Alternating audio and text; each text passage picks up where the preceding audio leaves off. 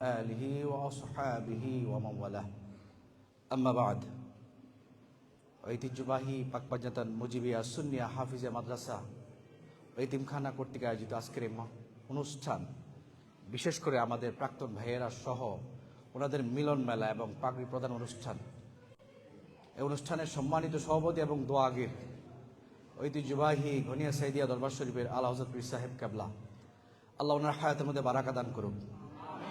আওয়াজ দিয়ে পড়েন আল্লাহুম্মা আমিন।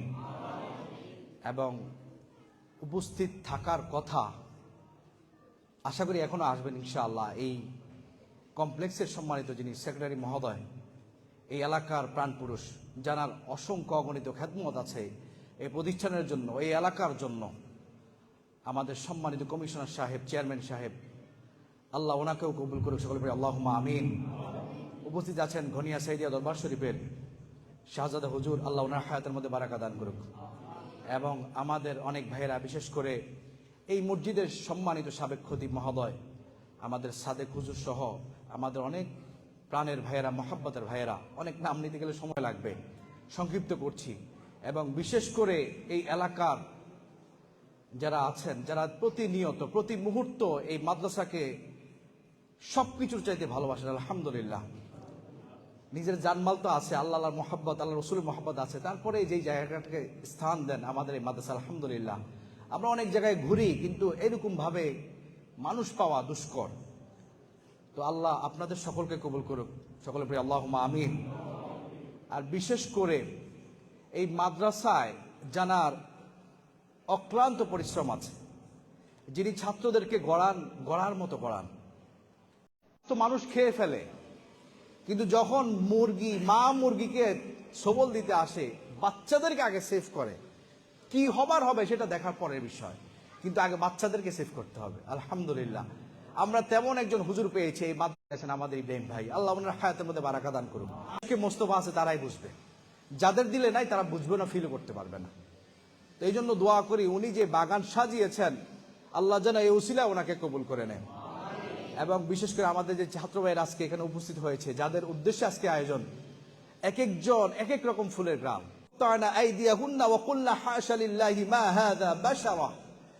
যে মিশরবাসী ইউসুফ আলাইহিসসালামকে দেখে ফল না কেটে হাত কেটে দিয়েছে, যদি আমার রসুলকে দেখতে কলিজাটা কেটে দিত। সেই রকম নাতে মোস্তফা গাইলে, আজকে সময় না, আমি নিজেও ভাবছি নাতে মোস্তফা গাইবো, সুবহানাল্লাহ, সময় হয় না, ইনশাআল্লাহ গাইবো। তো আজকের এই প্রোগ্রাম, এত বর্ণাঢ্যময় প্রোগ্রাম, এখানে আমাদেরকে একটা বিষয় বার্তা দেয় যে আমরা হাফেজ হয়েছি, আমরা এখন অনেক আলেম হচ্ছি, অনেকে মাদ্রাসার খেদমত করছি, অনেকে মসজিদের খেদমত করছি, অনেক দিনই খেদমতে আছে। তো আমাদের এই খেদমতের পাশাপাশি সবচেয়ে যে জিনিসটা বেশি গুরুত্ব দেওয়া প্রয়োজন, সেটা হচ্ছে ইলম। তো আছে, ঠিক কিনা বলেন? আল ইলমু নূর, জ্ঞান তো নূর আছে, জ্ঞানের সাথে সাথে আমলের মধ্যে নূর থাকা লাগবে, ঠিক কিনা বলেন? জ্ঞানের সাথে সাথে কিসের মধ্যে? আমলের মধ্যে। আল্লাহ রসুল বলেছে, 5টা জিনিসের উত্তর না দিয়ে আল্লাহর সামনে থেকে লড়তে পারবা না। কখন? কাল কিয়ামতে, হাসরের মাঠে। আন উমরিহি ফিমা আফনা, ওয়ান শাবাবিহি ফিমা আবলা, ওয়ান মালিহি মিন আইনা ইকতাসাবা, ওয়া ফিমা আনফাকা, সর্বশেষ যেটা, ওয়া মাযা আমিলা ফিমা আলিমা, যেটা শিখেছো সেটা অনুযায়ী কি আমল করেছে। এটাই হচ্ছে সর্বশেষ কোড। এই কোডে কেউ যদি সাকসেস হয়ে যায়, তার জন্য জান্নাতের দরজা সহজ হয়ে যায়। তো এই জায়গাটায় গিয়ে আমরা যারা আছি, আমাদেরকে এই জায়গায় শতভাগ পরিপূর্ণ হতে হবে, ঠিক কিনা বলেন? জ্ঞান আছে, হেফজ আছে, সিনার মধ্যে কোরআন আছে, এই কোরআনটা নূর হিসাবে আছে, কিন্তু নূর হিসাবে থাকার জন্য আমার উপঢৌকনের প্রয়োজন, আমার পাশাপাশি সাপোর্টিং এর প্রয়োজন। কথা বুঝতেছেন আপনারা বাবারা? সাপোর্টিং এর প্রয়োজন। আপনি গাড়ি চালাইতে গেলে, গাড়ির প্রত্যেক মাসে 3000-5000 কিলোমিটার পরে ইঞ্জিন অয়েল চেঞ্জ করা লাগবে। গাড়ির যদি আপনি রিফ্রেশনের জন্য যদি গাড়ির পানি না চেঞ্জ করেন, গাড়ির সমস্যা দেখা দিবে। গাড়ির সময় মতো তেল না ঢুকাইলে গাড়ি বন্ধ হয়ে যাবে, ইঞ্জিন চলবে না। ঠিক মানুষের জীবন একটা যান্ত্রিক জীবন, আল্লাহ পাক দিয়েছে আমাদের কাছে। এটাকে ধরে রাখার জন্য অনেক কিছু উপঢৌকনের প্রয়োজন আছে, ঠিক কিনা বলেন? তো কোরআন শিক্ষার পাশাপাশি, আমাদের ইলম শিক্ষার পাশাপাশি এটার উপর আমরা আমল লাগবে। কোরআনটাকে ধরে রাখার জন্য আমরা অনেককে দেখেছি আমাদের সাথে হাফেজ হয়েছে, আমাদের ভনিয়া মাদ্রাসার এক ছাত্রকে দেখেছি, আমি প্রায় এই উপমাটা দেই বিভিন্ন জায়গায়। সেই ছেলেটা খুবই ভালো ছিল, খুবই ভালো হাফেজ, মানে মানে পড়তো, মুখস্থ করার সময় একসাথে প্রতিদিন সবক দিত 4-5 পৃষ্ঠা। তখনকার সময়, আজকে থেকে প্রায় 20 বছর 25 বছর আগের কথা বলছি। ওই সময় 5 পৃষ্ঠা করে মানে সবক দিত। সেই ছেলে সবকের আগের দিন, সবকের মানে শেষ সবক যেটাকে আমরা বলি, খতমের আগের দিন সে পাগল হয়ে গিয়েছে। মাথার মধ্যে সমস্যা দেখা দিয়েছে, সে আর শেষ করতে পারে নাই, এখন পর্যন্ত সে পাগল। তো ওর কাছ থেকে কোরআনের নূর উঠে গিয়েছে, ওর কাছ থেকে ইলমের নূর উঠে গিয়েছে, ওর কাছ থেকে আমলের নূর উঠে গিয়েছে, ওর কাছ থেকে আদবের নূর উঠে গিয়েছে। এজন্য কোনো দিক থেকে কোনোটা মাইনাস হওয়ার কারণে আজকে সে হাফেজ হতে পারে নাই। ঠিক কিনা বলেন? আমরা হাফেজ হয়েছি হাফেজটাকে ধরে রাখার জন্য, আমরা আলেম হয়েছি ইলমটাকে ধরে রাখার জন্য আমাদের আমলের প্রয়োজন। কথা বুঝতেছেন আপনারা? এই জন্য আল্লাহ রসুল বলেছে কিয়ামতের ময়দানে হাজির করা হবে, আর রিজা বিরজুল ইয়াউমাল কিয়ামা ইউরজাউ বিরজুল ইয়াউমাল কিয়ামা, কিয়ামতে একজন বান্দাকে হাজির করা হবে, আল্লাহ পাক হাজির করবে। কিভাবে হাজির করবে? ফায়ুলকা ফিন নার, তাকে জাহান্নামে নিয়ে যাওয়া হবে, জাহান্নাম থেকে বের করে আনা হবে। ফাতানদালিকু ফিন নার, তাকে যখন আনা হবে, আনার পরে তার পেট থেকে নাড়ি বুড়ি বেরিয়ে যাবে। কথা বুঝতেছেন আপনারা? যে কিয়ামতের ময়দানে এক বান্দাকে হাজির করা হবে, তাকে জাহান্নামে নিয়ে যাওয়া হবে, জাহান্নাম থেকে আনা হবে, তখন তার পেট থেকে কি হয়ে যাবে? নাড়ি বুড়ি বেরিয়ে যাবে। তখন সে যখন মুভ করবে, ফায়ুতহানু ফিহা, যখন সে এদিক সেদিক চলাফেরা করবে, কাতহনিল হিমার, চলাফেরা করবে, তার পেটের নাড়ি বুড়ি বের হওয়ার কারণে সে চলাফেরা করবে, নাড়ি বুড়ি বেরিয়ে গিয়েছে, আমরা এটাকে ধরে ধরে চলতে হবে, হাঁটতে পারবে না, তো ঘুরে ঘুরে চলবে। যেইভাবে সরিষা মারানির জন্য রাখালে গরু ব্যবহার করে, গরুটা ঘুরে একই জায়গায় একই সার্কেলে ঘুরে, ওই আল্লাহর বান্দা জাহান্নাম থেকে যাকে নিয়ে আসা হয়েছে সে ওইভাবে ঘুরতে থাকবে। তখন মানুষজন ফায়াজতামিউ আহলুন নাস আহলুন নার, জাহান্নামীরা সবাই একসাথে হয়ে যাবে। হওয়ার পরে জিজ্ঞেস করবে, আলাইসা কুনতা ফিনা, যে তুমি কি আমাদের মধ্যে ছিলা না? তা'মুরুনা বিল মারুফ ওয়া তানহাউনা আনিল মুনকার, তুমি না আমাদের মধ্যে ছিলা, ভালো কাজের আদেশ দিতা, অসৎ কাজে নিষেধ করতা, তোমার আজকে অবস্থা কেন? তুমি তো জান্নাতের আলা দরজায় থাকার কথা, তোমার আজকে এই অবস্থা কেন? সবাই জিজ্ঞেস করতেছে, সবাই জিজ্ঞেস করতেছে। তখন সে বলে, নাম, আমি তোমাদেরকে আদেশ দিয়েছি, আমি তোমাদেরকে আদেশ দিয়েছি, তা'মুরুকুম বিল মারুফ ওয়া তানহাউনা আনিল মুনকার, ভালো কাজ করো, খারাপ কাজ থেকে বিরত থাকো, ওয়ালা আতি, কিন্তু আমি সেটা নিজের উপর প্রয়োগ করি নাই। বুঝতে পারছেন কথা? যে আমি আদেশ দিয়েছি, আমি নিজের উপর প্রয়োগ করি নাই। আজকে সেজন্য আমার নাড়ি বুড়ি বেরিয়ে গিয়েছে, আমার অস্তিত্ব নাই, আমাকে জাহান্নামে প্রেরণ করা হয়েছে, সেখান থেকে আবার নিয়ে আসা হয়েছে। শুধু একটাই কারণ, যেটা আমাদের মধ্যে নিজের মধ্যে নাই। আমি বলেছি একটা, করি নাই সেটা। আমি মানুষকে হেদায়েতের দাওয়াত দিয়েছি, নিজের মধ্যে নাই।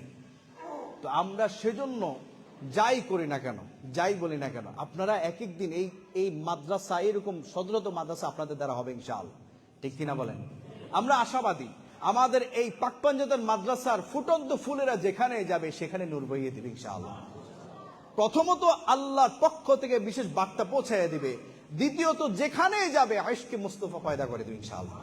যেখানেই যাবে, আসলুহা সাবিতু ওয়া ফারউহা ফিস সামা, যেভাবে কোরআনের নূর আসমান পর্যন্ত পৌঁছে গিয়েছে, আবার শিকড়টা জমিনের তলদেশের চেয়েও তলদেশে পৌঁছে গিয়েছে, ঠিক আমাদের কোরআনের পাখিরা যেখানে যাবে সেখানে নূর বইয়ে দিবে কোরআনের, সেখানে নূর বইয়ে দিবে ইশকে মুস্তাফার, সেখানে নূর বইয়ে দিবে দ্বীনের, সেখানে নূর বইয়ে দিবে আকীদার। এবং আল্লাহর ওলিদের সোহবতে কিভাবে থাকতে হয় সেটা মানুষকে শিক্ষা দিবে ইনশাআল্লাহ। আমরা সেটা বিশ্বাস করি। ঠিক কিনা বলেন? যেখানেই যাই না কেন, আমাদের ভাইরা বলেছে, অনেকে এখানে জামিয়াত ছাত্র আছেন, অনেক অনেক মাদ্রাসায় ছাত্র এখনো পড়ালেখা করেন, যেখানেই যান না কেন এক এক জায়গার গ্রাম নেবেন একই রকম, কিন্তু আপনার শিকড় এখানকার। খেয়াল আছে তো ভাইরা? আপনার শিকড় কোথায়কার? এখানকার। আপনাকে ফিরে আসতে হবে এখানে, আপনাকে এখানকার মোহাব্বত রাখতে হবে, এখানকার ভালোবাসা দিয়ে আপনাকে চলতে হবে। আজকে যেটা ভালোবাসা দেখিয়েছেন আপনারা, আমরা ইনশাআল্লাহ আশা করি আগামী দিন আমাদের যে ভাইরা আসবে সবাই এরকম ভালোবাসা দেখাবে ইনশাআল্লাহ। এবং আপনারা যেই রকম আয়োজন করেছেন, আমরা আশা করি এই আয়োজন সামনের দিনেও চলবে। কেন? যে পরবর্তী যারা আসবে তাদেরকে শিক্ষা দেওয়ার জন্য, তাদেরকে বুঝানোর জন্য যে আমি বেরিয়ে গিয়েছি খেদমতের জন্য, আমি চলে যাই নাই, আমি শিখতে গিয়েছি। যেমন ইমাম আহমদ ইবনে হাম্বল তিনি সবসময় দোয়া করতেন আল্লাহর কাছে যে আল্লাহ আমি যাই শিখি আমাকে সারা জীবন তলেবুল আলেম বানায় রেখো। সুবহানাল্লাহ।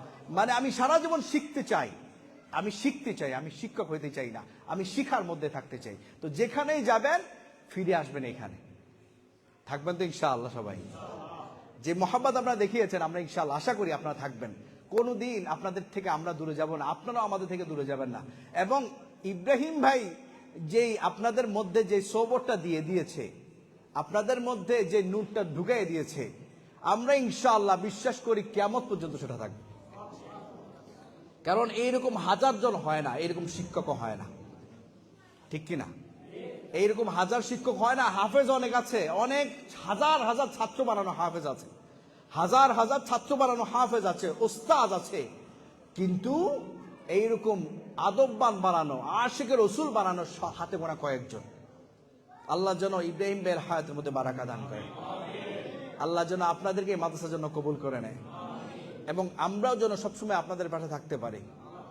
আপনারা সবসময় গনিয়া দরবার শরীফের পাশে থাকবেন। এবং আমাদের ওই শুরুতে আমাদের এখানকার যিনি উদ্বোধন করেছেন আমাদের দাদাজান সহ, তারপরে ছিলেন শাহপুর দরবার শরীফ বিশেষ হুজুর। গত 2 সপ্তাহ আগে উনি আমরা এক জায়গায় দেখা সাক্ষাৎ হয়েছে, কথা হয়েছে। উনি তখনও ওই কথাটা বলে যে দাদাজানের কথা বলে, দাদাজান যেভাবে ছিল, যেভাবে খেদমত করে গিয়েছেন, ওই কথা এখনো তিনি স্বীকার করে। তো আল্লাহ জান যেন দাদাজানের উত্তরসূরি হিসেবে বাবাজানকেও কবুল করে নেয়, পাশাপাশি যেন আমরা আপনাদের পাশে থাকতে পারি, আল্লাহ কবুল করে নেই। আপনাদের অনেক মূল্যবান সময় নষ্ট করেছি, আমার জন্য দোয়া করবেন, আল্লাহ যেন আমাদের সকলকে দিনের খেদমতের জন্য কবুল করে নেন। আসসালামু আলাইকুম ওয়া রাহমাতুল্লাহ।